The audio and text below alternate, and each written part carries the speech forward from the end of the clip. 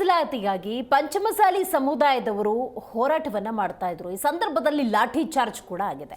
ಇದಕ್ಕೆ ಸಂಬಂಧಪಟ್ಟಂತೆ ಬೆಳಗಾವಿಯಲ್ಲಿ ಪಂಚಮಸಾಲಿ ಹೋರಾಟದ ಕಿಚ್ಚು ಹೆಚ್ಚಾಗಿದೆ. ಲಾಠಿ ಚಾರ್ಜ್ ಹಲ್ಲೆಯನ್ನು ಖಂಡಿಸಿ ಬಿಜೆಪಿ ಪ್ರತಿಭಟನೆಗೆ ಮುಂದಾಗಿದೆ. ಬೆಳಗಾವಿಯ ಸುವರ್ಣ ಸೌಧದ ಹೊರಗೆ ಪ್ರೊಟೆಸ್ಟ್. ವಿರೋಧ ಪಕ್ಷದ ನಾಯಕ ಆರ್ ಅಶೋಕ್, ಚಲವಾದಿ ನಾರಾಯಣಸ್ವಾಮಿ ನೇತೃತ್ವದಲ್ಲಿ ಹೋರಾಟ ನಡೆಯುತ್ತೆ. ಮೀಸಲಾತಿ ಕೇಳಿದ್ರೆ ಲಾಠಿ ಏಟು ಕೊಟ್ಟಿದ್ದೀರಿ ಅಂತ ಬಿಜೆಪಿ ತನ್ನ ಆಕ್ರೋಶವನ್ನ ವ್ಯಕ್ತಪಡಿಸಿದೆ. ಪ್ರತಿಭಟನೆಯಲ್ಲಿ ಶಾಸಕರಾದ ಸುನಿಲ್ ಕುಮಾರ್, ಅಶ್ವಥ್ ನಾರಾಯಣ್, ಎಸ್ಆರ್ ವಿಶ್ವನಾಥ್, ಪ್ರಭು ಚೌಹಾಣ್ ಸೇರಿದಂತೆ ಹಲವರು ಭಾಗಿಯಾಗಿದ್ದಾರೆ.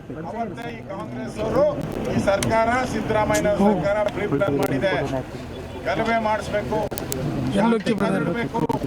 ಆಪತ್ತೆಯಿಂದ ಆಮೇಲೆ ಹಾಕ್ಬೇಕು.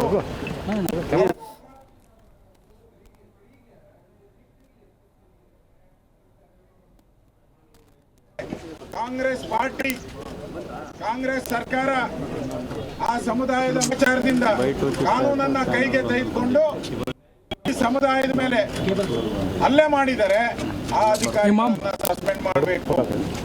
ಇದನ್ನ ನ್ಯಾಯಾಂಗ ತನಿಖೆಗೆ ಒಪ್ಪಿಸಬೇಕು. ನ್ಯಾಯಾಂಗ ತನಿಖೆಯಿಂದ ಸತ್ಯ ಹೊರಬರಬೇಕು. ಈ ಹೋರಾಟವನ್ನ ಮಾಡೋದಕ್ಕೋಸ್ಕರ ನಾವೆಲ್ಲರೂ ಇವತ್ತು ಇಲ್ಲಿ ಸೇರಿರ್ತಕ್ಕಂಥದ್ದು. ಇದನ್ನ ವಿಧಾನಸಭೆ ಒಳಗಡೆನೂ ಕೂಡ ನಾವು ಹೋರಾಟ ಮಾಡ್ತೀರಿ. ಕಾಂಗ್ರೆಸ್ ಅವರೇನು ಬೊಗಳೆ ಬಿಡ್ತಾರೆ. ನಾವು ಬಸವಣ್ಣವ್ರ ಬಗ್ಗೆ ಬಹಳ ಪ್ರೀತಿ, ಇಲ್ಲಿ ವಿಧಾನಸೌಧದೊಳಗಡೆ ಪ್ರೀತಿ, ಆಚೆ ಕಡೆ ಬಸವಣ್ಣವರ ಅನ್ಯಾಯಗಳ ಮೇಲೆ ಲಾಠಿ. ಇದು ಇವರ ಒಂದು ನೀತಿ ಇದೆ. ಇದರ ವಿರುದ್ಧ ಹೋರಾಟವನ್ನ, ಕಾಂಗ್ರೆಸ್ ವಿರುದ್ಧವಾದಂತಹ ಹೋರಾಟವನ್ನ ಇದನ್ನ ಅಧಿವೇಶನದೊಳಗಡೆ ಪ್ರಸ್ತಾವ ಮಾಡಿ ಅವರಿಗೆ ನ್ಯಾಯ ಸಿಗೋ ರೀತಿ ನಮ್ಮ ಹೋರಾಟವನ್ನ ನಾವು ಮುಂದುವರಿಸ್ತೀವಿ. ಈಗ ಅಧ್ಯಕ್ಷ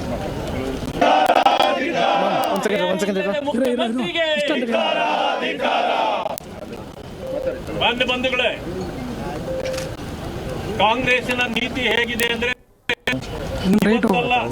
ನಿಜಲಿಂಗಪ್ಪನವರ ಕಾಲದಿಂದ ಇವತ್ತಿನವರೆಗೂ ಇದೇ ತತ್ವ ನೀತಿಯನ್ನ ಅನುಸರಿಸಿಕೊಂಡು ಬಂದಿದೆ. ವೀರೇಂದ್ರ ಪಾಟೀಲ್ ಸಾಹೇಬರಿಗೆ ಯಾವ ರೀತಿ ಅವರು ಮಾಡಿದರು ಅಂತಕ್ಕಂಥದ್ದು ಇನ್ನೂ ಕೂಡ ಅಚ್ಚಳಿ ಇದೆ, ಉಳಿದಿದೆ. ಇಂಥ ಸಂದರ್ಭದಲ್ಲಿ ಮಾನ್ಯ ಮುಖ್ಯಮಂತ್ರಿಗಳು ಮೊದಲ ಅವಧಿಯಲ್ಲಿ 13ರಿಂದ 18ರವರೆಗೆ ಮುಖ್ಯಮಂತ್ರಿ ಆಗಿದ್ದ ಸಂದರ್ಭದಲ್ಲಿ ಯಾವ ರೀತಿ ಆ ಸಮಾಜವನ್ನು ಒಡೆಯಲಿಕ್ಕೆ ಪ್ರಯತ್ನ ಮಾಡಿದ್ರು, ಮುಖಂಡರುಗಳನ್ನು ಹತ್ತಿಕ್ಕುವ ಕೆಲಸವನ್ನು ಮಾಡಿದ್ರು, ಇದು ಜಗಜ್ಜಾಗೀರು ಆಗಿದೆ. ಇದನ್ನು ಇವತ್ತು ಅರ್ಥ ಮಾಡ್ಕೊಳ್ಬೇಕು. ಇವತ್ತೇನು ಸಮುದಾಯ ಮೀಸಲಾತಿಗಾಗಿ ಹೋರಾಟ ಮಾಡ್ತಿದೆ, ನಮ್ಮ ಸರ್ಕಾರ ಇರುವಾಗ ಮೀಸಲಾತಿಯನ್ನ ನೀಡಲಾಗಿತ್ತು. ನಾವು ಕೊಟ್ಟ ಮಾತನ್ನ ಉಳಿಸ್ಕೊಂಡಿದ್ವಿ. ಹೇಳ್ತಿರಲ್ಲ, ನುಡಿದಂತೆ ನಡೆದಿದ್ದೇವೆ. ಎಲ್ಲಿ ನಡೆದಿದ್ದೀವಿ? ಯಾವುದೋ ನುಡಿದಂತೆ ನೀವು ನಡೆದಿಲ್ಲ. ಇವತ್ತು ಅರ್ಥ ಮಾಡ್ಕೊಳ್ಬೇಕು. ಇವತ್ತು ಜನರನ್ನ ಹತ್ತಿಕ್ಕುವ ಕೆಲಸವನ್ನ ನೀವು ಮಾಡ್ತಾ ಇದ್ದೀರಿ. ನಿನ್ನೆ ಎಲ್ಲರೂ ಸೌಮ್ಯವಾಗಿ ನೀವು ಅವರ ಹೋರಾಟವನ್ನ ಪ್ರಾರಂಭ ಮಾಡಿದಾಗ ಪ್ರಚೋದನೆ ಕೊಟ್ಟವರು ಯಾರು? ಕಲ್ಲು ಎಲ್ಲಿಂದ ಬಂತು? ಅದಾದ ನಂತರ ಲಾಠಿ ಪ್ರಹಾರ ಮಾಡಿದ್ದೀರಿ. ರಕ್ತಸ್ರಾವದಲ್ಲಿ ಇವತ್ತು ಐಸಿಯುನಲ್ಲಿ ಕೂಡ ಇವತ್ತು ಗಾಯಾಳುಗಳನ್ನ ಇರಿಸಲಾಗಿತ್ತು. ಎಲ್ಲಿ ಹೋದ್ರು? ನಿನ್ನೆ ತಾನೇ ಇದ್ರಲ್ಲ ಅವರು. ರಾತ್ರಿ ಅವರನ್ನ ಅಲ್ಲಿಂದ ಎತ್ತಂಗಡಿ ಮಾಡಲಾಗಿದೆ. ಮಾಡಿ ಇವತ್ತು ಬೇರೆ ಬೇರೆ ಕಡೆ ಕರ್ಕೊಂಡೋಗಿದ್ದಾರೆ. ಮಾನ್ಯ ಮುಖ್ಯಮಂತ್ರಿಗಳೇ, ಕಿಡ್ನಾಪ್ ಮಾಡಿ ಎಲ್ಲಿಟ್ಟಿದ್ದೀರಿ ಹೇಳಿ ಅವರನ್ನ. ಇವತ್ತು ನಮ್ಮ ಮುಂದೆ ತಂದು ಬಿಡ್ಬೇಕು ನೀವು ಅವರನ್ನ. ಎಲ್ಲೋದ್ರು ಗಾಯಾಳುಗಳು. ಪರಿಸ್ಥಿತಿ ಈ ರೀತಿಯ ಹೋದ್ರೆ ಇದು ಸರಿಯಾದ ರೀತಿ ಅಲ್ಲ. ಮುಖಂಡರುಗಳು ನಾವೆಲ್ಲರೂ ಸೇರಿ ನಿಮಗೆ ಪಾಠ ಕಲಿಸಬೇಕಾಗ್ತದೆ. ಈ ರೀತಿ ಧರ್ಮಗಳ ಮಧ್ಯದಲ್ಲಿ ವಿಷಬೀಜ ಬಿತ್ತ, ಜಾತಿಗಳ ಮಧ್ಯೆ ವಿಷಬೀಜ ಬಿತ್ತಕ್ಕಂಥದ್ದು ನಿಮ್ಮ ದಿನನಿತ್ಯದ ಕರ್ಮಕಾಂಡಗಳನ್ನ ನಾವು ಹೊರಗಡೆ ಒಂದೊಂದಾಗಿ ತರಬೇಕಾಗ್ತದೆ. ಇವತ್ತು ವೀರಶೈವರಿಗೆ ನೀವು ಮೀಸಲಾತಿ ಕೊಟ್ರೆ ಯಾರಿಗೆ ಅನ್ಯಾಯ ಆಗೋದು ಯಾರಿಗಿದೆ? ಯಾರಿಗೆ ತೊಂದರೆ ಆಗೋದು ಯಾರಿಗಿದೆ?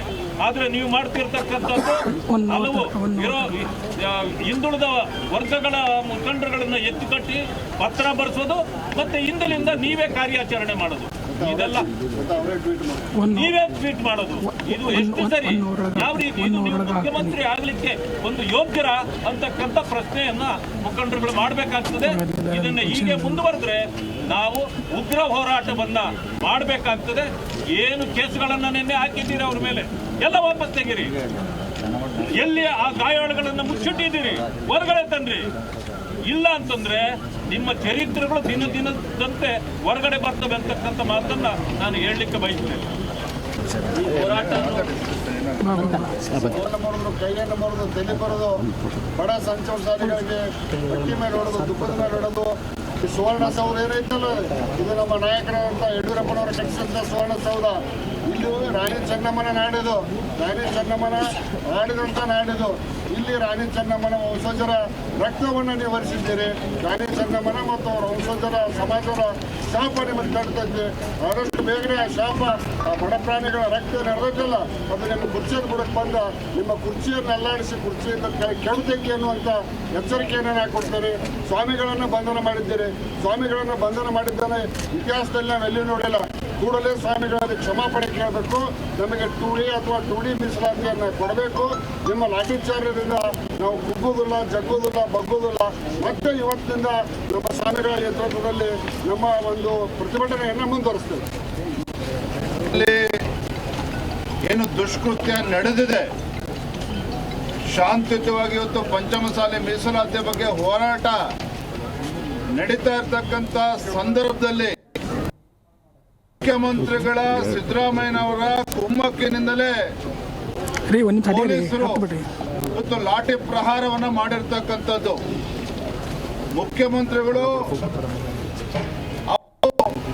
ಸಮಾಜದ ಬಗ್ಗೆ ನಡೆದಾಡುವ ನೀತಿಯನ್ನ ಹಿಂದೆ ಮುಖ್ಯಮಂತ್ರಿ ಇದ್ದಾಗಲೂ ಕೂಡ ಅದನ್ನೇ ಅನುಸರಿಸಿಕೊಂಡು ಬಂದಿರತಕ್ಕಂಥದ್ದು. ಹಿಂದೆ 5 ವರ್ಷಗಳ ಕಾಲ ಮುಖ್ಯಮಂತ್ರಿಗಳು ಇದ್ದಾಗ, ಕಾಂಗ್ರೆಸ್ ಸರ್ಕಾರ ಇದ್ದಾಗ, ಸಿದ್ದರಾಮಯ್ಯನವರು ಮುಖ್ಯಮಂತ್ರಿಗಳು ಇದ್ದಾಗ ಒಡೆದಾಳುವ ನೀತಿಯನ್ನು ಅವತ್ತು ಕೂಡ ಅನುಸರಿಸಿಕೊಂಡು ಬಂದರು. ವೀರಶೈವ ಲಿಂಗಾಯತ ಪ್ರತ್ಯೇಕ ಧರ್ಮ ಅಂತೇಳಿ ಬೆಂಕಿ ಎತ್ತಕ್ಕಂಥ ಕೆಲಸವನ್ನ ಮಾಡಿದ್ರು. ಇವತ್ತು ಶಾಂತಿಯುತವಾಗಿ ಇಲ್ಲಿ ಪ್ರತಿಭಟನೆ ನಡೀತಾ ಇದ್ರೆ, ಧರಣಿ ನಡೀತಾ ಇದ್ರೆ, ಅಲ್ಲಿ ಪೊಲೀಸರನ್ನ ಚೂ ಬಿಟ್ಟು ಒಂದು ಪ್ರಹಾರವನ್ನ ಏನ್ ಮಾಡಿದ್ದಾರೆ. ಇವತ್ತು ರಕ್ತದೋಕಳಿಯಲ್ಲಿ ಆಗಿರ್ತಕ್ಕಂಥದ್ದು. ನಾನು ರಾಜ್ಯದ ಮುಖ್ಯಮಂತ್ರಿಗಳಿಗೆ ನಾನು ಕೇಳೋದಕ್ಕೆ ಇಚ್ಛೆ ಪಡ್ತೇನೆ. ಯಾಕೆ ಮುಖ್ಯಮಂತ್ರಿಗಳು ಸಿದ್ದರಾಮಯ್ಯನವರೇ ಪ್ರಜಾಪ್ರಭುತ್ವದ ಬಗ್ಗೆ ನಿಮಗೆ ವಿಶ್ವಾಸ ಇಲ್ವಾ? ಈ ರಾಜ್ಯದಲ್ಲಿ ಇವತ್ತು ಯಾರೂ ಕೂಡ ಧ್ವನಿ ಎತ್ತೋ ಆಗಿಲ್ವಾ? ಯಾವ ಇವತ್ತು ಕಿತ್ತೂರಾಣಿ ಚೆನ್ನಮ್ಮನ ನಾಡಿನಲ್ಲಿ ಸುವರ್ಣಸೌಧದಲ್ಲಿ ಇವತ್ತು ಉತ್ತರ ಕರ್ನಾಟಕ ಚರ್ಚೆ ಆಗಬೇಕು ಅಂತೇಳಿ, ಜ್ವಲಂತ ಸಮಸ್ಯೆಗಳ ಬಗ್ಗೆ ಚರ್ಚೆ ಆಗಬೇಕು ಅಂತೇಳಿ ಅಧಿವೇಶನ ನಡೀತಾ ಇದ್ದಾಗ ಇವತ್ತು ಮೀಸಲಾತಿ ಬಗ್ಗೆ ಹೋರಾಟ ಮಾಡ್ತಾ ಇದ್ರೆ, ಮುಖ್ಯಮಂತ್ರಿಗಳು ಸೌಜನ್ಯಕ್ಕಾದ್ರೂ ಸಹ ನಿಜವಾಗ್ಲೂ ಕೂಡ ಅವ್ರು ಪ್ರಾಮಾಣಿಕರಿದ್ದಿದ್ರೆ 10 ಹೆಜ್ಜೆ ಹೋಗಿ ಅಲ್ಲಿ ಸ್ವಾಮೀಜಿಗಳನ್ನ ಭೇಟಿ ಮಾಡಿ ಅವರ ಅಹವಾಲನ್ನು ಸ್ವೀಕಾರ ಮಾಡಬಹುದಿತ್ತು. ಅದನ್ನು ಮಾಡಲಿ. ಎಲ್ಲೋ ಅಧಿಕಾರದ ದರ್ಪದಿಂದ, ಅಧಿಕಾರದ ಅಹಂನಿಂದ ಮೆರಿತಾ ಇರ್ತಕ್ಕಂಥ ಕಾಂಗ್ರೆಸ್ ಸರ್ಕಾರ, ಮುಖ್ಯಮಂತ್ರಿ ಸಿದ್ದರಾಮಯ್ಯನವರು ಇವತ್ತು ಈ ರೀತಿ ದುರಹಂಕಾರದಿಂದ ನಡ್ಕೊಳ್ತಾ ಇದ್ದಾರೆ. ದುರಹಂಕಾರದಿಂದ ಮಾನ್ಯ ಮುಖ್ಯಮಂತ್ರಿ ಸಿದ್ದರಾಮಯ್ಯ ನಡ್ಕೊಳ್ತಾ ಇದ್ದಾರೆ. ನಾನಿವತ್ತು ಏನು ಬಿಜೆಪಿ ಎಲ್ಲ ನಮ್ಮ MLA-MLCಗಳು ಧರಣಿ ಮಾಡ್ತಾ ಇದ್ದೇವೆ. ಈ ರಾಜ್ಯದ ಮುಖ್ಯಮಂತ್ರಿಗಳಿಗೆ ಎಚ್ಚರಿಕೆಯನ್ನು ಕೊಡೋದಕ್ಕೆ ಇಚ್ಛಪಡ್ತೇನೆ. ಇವತ್ತು JDS ಪಕ್ಷದ ನಾಯಕರುಗಳು ಕೂಡ ಇದ್ದಾರೆ. ಅಧಿಕಾರ ಅನ್ನೋದು ಶಾಶ್ವತ ಅಲ್ಲ. ಮಾನ್ಯ ಮುಖ್ಯಮಂತ್ರಿ ಸಿದ್ದರಾಮಯ್ಯನವರೇ, ಅಧಿಕಾರ ಅಂತಕ್ಕಂಥದ್ದು ಶಾಶ್ವತ ಅಲ್ಲ. ನೀವು ಅಧಿಕಾರ ಸದುಪಯೋಗ ಪಡ್ಕೊಂಡಿದ್ದೀರಿ ಅನ್ನೋದು ಮುಖ್ಯ.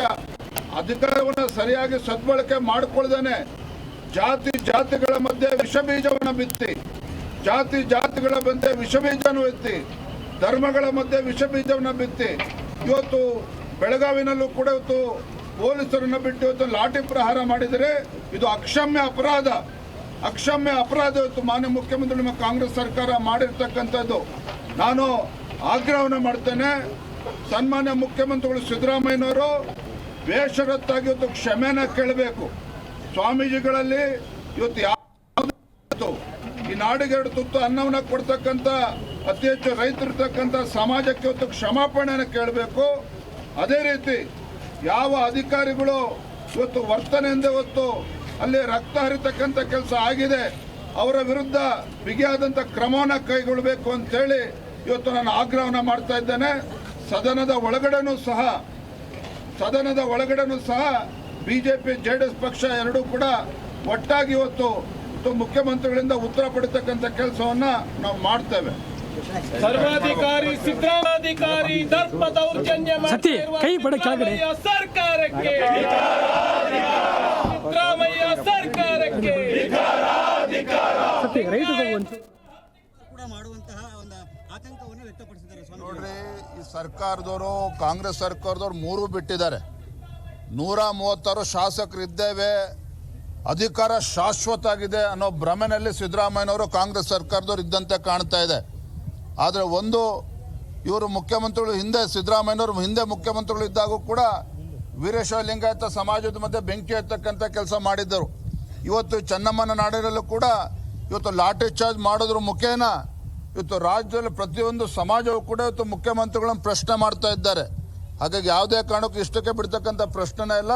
ಈಗ ಮುಖ್ಯಮಂತ್ರಿ ನಾವು ಸದನದಲ್ಲಿ ಪ್ರಶ್ನೆನೂ ಕೂಡ ನಾವು ಮಾಡ್ತೇವೆ ಎಲ್ಲ ವಿಚಾರ ಹಿಡ್ಕೊಂಡು. ಸಿಎಂ ಪತ್ರ ಬರೆದಿದ್ರಲ್ಲ, ಅದೊಂದು ಹೇಳಿ ಸರ್. ವಯನಾಡು ಸಂತ್ರಸ್ತರಿಗೆ ಪತ್ರ. ಪಾಪ ಸಿದ್ದರಾಮಯ್ಯನವರಿಗೆ, DK ಶಿವಕುಮಾರ್ ಅವರಿಗೆ ನಮಗೆ ಅನುಮಾನ ಆಗ್ತಾ ಇದೆ. ಇವರು ಕೇರಳ ರಾಜ್ಯದ ಮುಖ್ಯಮಂತ್ರಿಗಳು, ಸಿದ್ದರಾಮಯ್ಯನವರು ಕನ್ನಡ ನಾಡಿನ ಮುಖ್ಯಮಂತ್ರಿಗಳು ಅಂತೇಳಿ ಅನುಮಾನ ಬರೋ ರೀತಿಯಲ್ಲಿ ಇವತ್ತು ನಡ್ಕೊಳ್ತಾ ಇದ್ದಾರೆ.